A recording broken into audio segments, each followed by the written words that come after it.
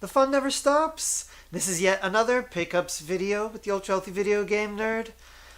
I thought I was kind of done, just getting stuff here and there all the time, but this retro gaming thing, it's never ending. So I got a lot of stuff to introduce today, some really cool stuff. So let's get straight into it. I'm starting with the Famicom. I got a boxed copy of Shadow of the Ninja. Not my favorite game by Natsume, to be completely honest. But it's not particularly expensive here, and I felt like I should have it. The box art is extraordinary. I don't know if you can see that. But I would definitely do think that Shatterhand and even Dragon Fighter are better. But got that complete.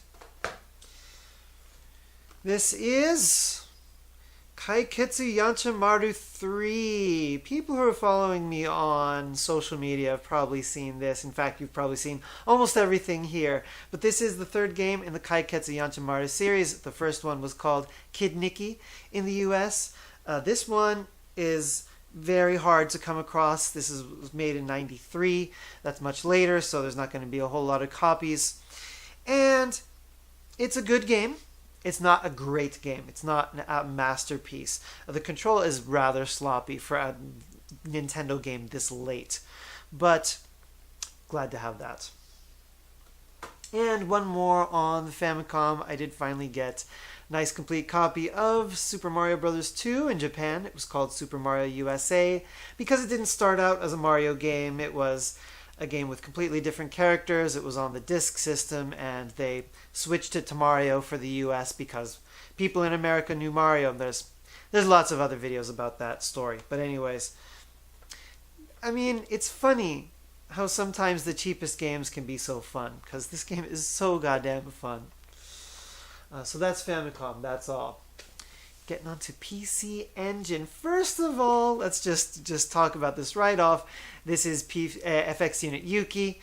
This was an independently made, brand new game for the TurboGrafx CD, or the PC Engine CD. It's a platformer, a couple shooting stages in there. I had this mailed over from the US. Great, great game. A work of love from a person who, really loves the PC Engine. So that kicks ass. And very important, yes, I finally got the Japanese version. It's Ninja Spirit. In Japan it was called Saigo no Nindo. The price has risen quite a bit over the last year. So if you want to get it on auctions, you're going to have to pay about $100 now. I got it from a store for slightly less. What a great game. And got Sidearms. Not the hardest game, but man, does it have atmosphere. I really love this game. This was one of the first games I had for the American TurboGrafx back when I was in high school. My brother gave me his. I do love it. It's just, it's so fast-paced, being able to switch back and forth the direction that you shoot in the music. It's up there. And did get Dead Moon. Yes, now I understand this was developed by Natsume, supposedly. This is a really clean game. It's a really awesome game. 6 stages, I think it was. If you play it through once, you can play the second loop, where it is on hard mode, but you have to play it all the way through every time. You can't just enter a code to start hard mode. I did beat it through the second loop. That was very hard work. Very rewarding. Now, actually, I've gotten a couple new Game Boy Color games. So these are kind of interesting. Let's take a look at these. First of all, this is Hunter x Hunter Kindan no Hiho. This has a little bit of notoriety, maybe you could say, because it's sort of like Konami's Castlevania game for the Game Boy Color. They didn't do an actual Castlevania game on the Game Boy Color. So instead, they did this Hunter x Hunter game where you use a whip. And there's a bit of exploration, sort of an adventure aspect, kind of like, the Symphony of the Night style of gameplay. It's really interesting. I'm warning everybody right now. This game uses the B button to jump and the A button to attack. That is right. They switch the buttons around. There is no option mode where you can switch the button configuration. You are stuck using B for jump and A for attack the entire game. I wish I could go back in time and slap the living shit out of every single person involved with this project. We are talking about a major game company, Konami, one of the most respected game companies in the entire world. There had to be a team of professionals, and the entire time they went through the whole process, and nobody once raised concerns that maybe, just maybe, switching around the attack and jump buttons from what gamers have come to know for their however many decades before is a horrible idea. Konami, they do not get a free pass. Going on to the next game. I finally got it. This is Daikon Again-san. Kachi no Tongachi ga Kachi. And it is a Daikon Again-san game. They were called Hammer and Harry in the West. But it is not really a game in that series. It is essentially almost the exact same type of gameplay as another game called Samurai Kid, which was also on the Game Boy Color. These games are puzzle games that are, they're a side-scrolling platformer when you look at it, but really you're solving puzzles to progress the entire time. That's a game style that I really enjoy. I like that genre of game, where it's kind of like an action game, but using your brain to kind of figure out the puzzles. So I'm really glad I got this. Definitely going to put some time on that. I haven't even finished Samurai Kid yet, so I got to do that first. Now, I got one new Sega Saturn game. I have almost all the Saturn games I want, but I did get back Thunder Force 5. I figured I should just have it.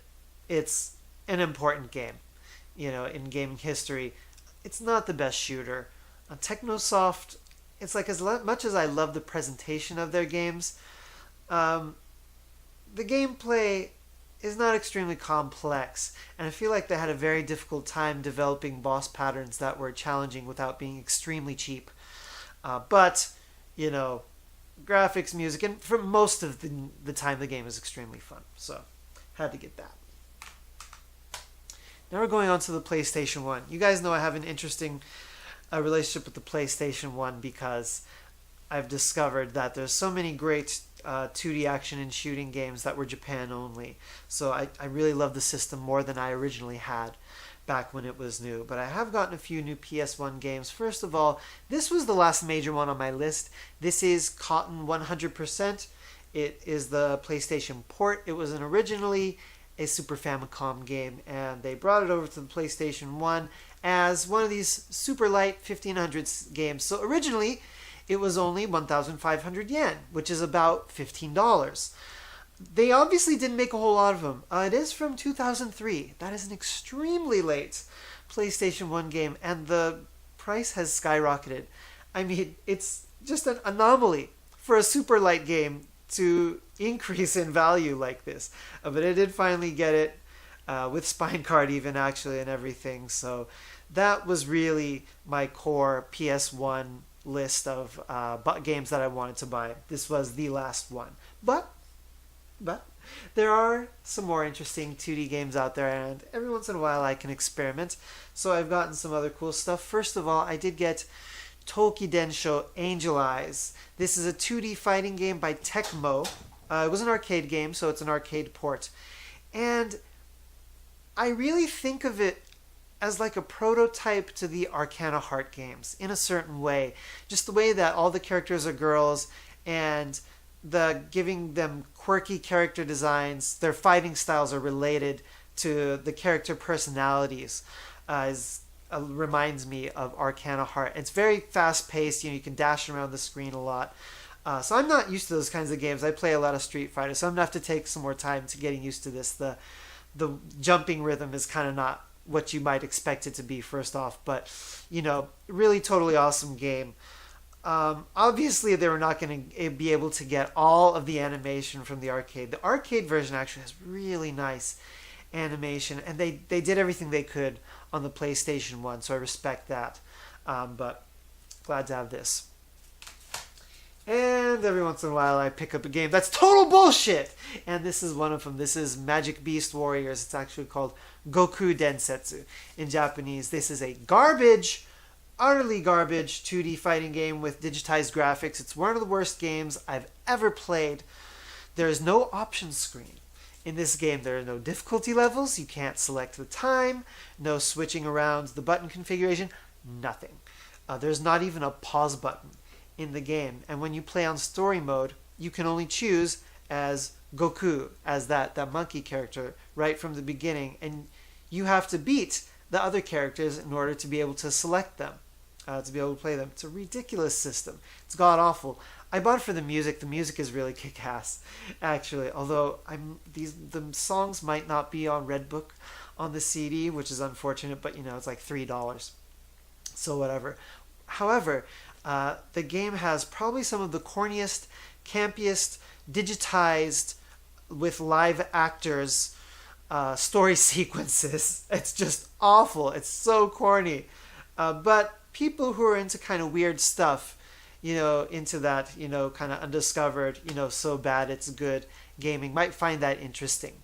And actually, one really weird thing is that the backgrounds, they animate, and it's almost kind of like they had it like pre-recorded and they just somehow like slapped it on to the background, but they're like kind of like very large scale. They're kind of like panoramic and badass. It's hard to explain because the resolution is so bad, but if you were to check it out on YouTube, you could definitely see some video of it. It's weird, but don't spend more than $1 or $2 on it. And I grabbed, this is the limited edition version of Choco Soca Grandol for the PlayStation 1. Now, I actually did already have this. I bought it really, really cheap at a store one time, and I didn't realize that there was more to it, that the limited edition was supposed to have this kind of outer cardboard box. And there was also stickers that came with it that weren't in the copy that I got. So I got this from Yahoo Auction, still, really cheap for a limited edition of a game. It is not an extremely good 2D platformer. It is actually pretty cool once you get used to the awful jump control. But the level design is actually, for the most part, pretty well done. So I really wanted to have that complete. And for some reason, I just kind of realized that there were a whole bunch of Super Famicom games, Super Nintendo games that I didn't have that I wanted. There were like only a couple left on my list, but I've got a few more than I intended to. So for some reason, there's a big stack of Super Famicom games here that I have to introduce. First of all, the US version of Run Saber. Yes, it's in excellent condition. It's complete. The poster even is in there, so it has everything. I actually got this for a really good price because it was a seller in Germany, and I don't think they spoke English. I think we had to communicate. They were probably using Google Translate. I think originally they didn't plan to ship abroad, but maybe they were seeing how few bids they got, so at the last minute they kind of mailed me back and said, oh, okay, I could do it. So I bid on it, and I got it for much, much less, I think, than what it would sell for if it were a US seller. Very lucky there. Excellent game. No Japanese version, as most people might know, so thankful. I got Phalanx. The Japanese version does not have a man playing the banjo on it, but that's okay.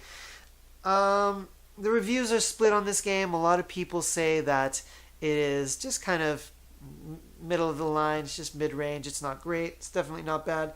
That's basically true. I think the graphics and music are actually really well done. The gameplay is fine, is not extraordinary, but I think it's actually pretty competent. I really like it. And it's not extremely expensive, because it doesn't have the greatest reputation. This was one of the last games that I have really wanted that I had never played, ever. Biometal for the Super Famicom.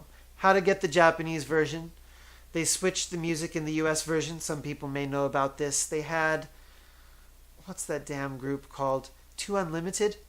So it sounds like corny-ass techno from 1991 from like Mortal Kombat playing. That's total garbage. The music in the Japanese version is a big part of the experience because it matches the graphics and the art style very well. This is an excellent shooter. It has a totally unique attack system. It's a little hard to explain in words. You really do have to pick it up and try it out to understand how it works. It's very unique. It's only like 5.5 levels, to be honest, but it's so individual and so stylistic that is not a problem at all. This is a blast. I beat it on every difficulty level. Biometal is the shit. And I'm really glad to know that one of the last games that I really, really had wanted to try out and had never played turned out to be so much fun. Next, it's Action Paccio. Now, anybody who's played this game will tell you that this is not a great platformer. It might not even be a good platformer. This is a company that usually made pachinko games. And again, this character... Do you guys see this? Do you see this idiot? Saki? He's right. Okay, come on. Have a seat. You nut. This company usually made pachinko games, so I don't think they were used to making action games. But Action Paccio was an attempt to capitalize on this character and make an anthropomorphic platformer mascot game out of it. Now, they really gave it all they could. It has a very strange sort of running speed where it's like you're really, really slow, but then you can like roll up into a ball and like dash really fast, but you're not invincible, so like probably you're just going to dash into an enemy and take damage. But the level design is not bad. It's actually pretty inventive. The graphics and music are beautiful. They're cutesy in that great, wonderful 16-bit way. It's a beautiful experience once you can get past the very strange control. And this was one of the first games that I bought when I came to Japan the first time. So it has nostalgic value to me. So I wanted to get it complete. So here it is. And people are probably thinking, why didn't I already have this? Axley. Yes, I did finally get Axley complete. I had played it maybe once years and years and years ago, and it was like I was not very patient back then, and it just seemed so hard. I was just like, God, fuck this. But getting back to it now that I'm a much more thoughtful gamer, it's perfectly legitimate shooter. I think I beat it on my second play. Actually, this is a really good game. I do have still some complaints about it. It's a little claustrophobic in the overhead sections, but it is a really, really extraordinary game. Maybe the best graphics on any 2D shooter on the Super Nintendo. So, gotta have Axley. And I did get a couple new game soundtracks. You know me, I'm into soundtracks as much as I am into games. So let's just look at those real quick. Gun Griffin, the first one. So these are sort of not quite remixed, but expanded versions of the original tracks from the Saturn. This is Takenouchi Motoaki, a pretty famous guy. He's done a lot of game music. There's like maybe half of the songs are crazy, like amazing. The other half are not quite as good. But maybe you could say it's just barely worth having, since half of it, is really but the good ones are really, really good. There's not a whole lot of copies of this out there. So, this is the last thing we're going to introduce today. I got the soundtrack to Viper Phase 1. If you don't know about this game, it was made by Seibu, who makes the Raiden games. I think the gameplay is quite similar. It is an overhead shooter, vertical shooter for the arcade. Music, I think, is by the same person, actually, but in this case, I think the motif is more outer space. Raiden seems to be a little bit more like, kind of down to earth, like military kind of action. This one happens in outer space. The music that accompanies it is appropriately more kind of that outer space, very synthy feel, and they are totally awesome songs. This is a 3-disc set. It has 2 discs of music and Super Play DVD in there also. Although, to be honest with you, all the different discs have like different versions supposedly of the music, but it's basically the exact same music. So really, it's just 30 minutes of music. But it's very much worth it. This is really, really awesome music. Go listen to it if you haven't. These tracks are kick ass. And this doesn't come up very much. So that was it. Whole bunch of stuff. Ended up being more than I expected. So this was my third pickups video. Hope you enjoyed it as much as I enjoyed playing the games. That probably is not going to happen. But thanks a lot for sticking around with me. I will see you guys next time.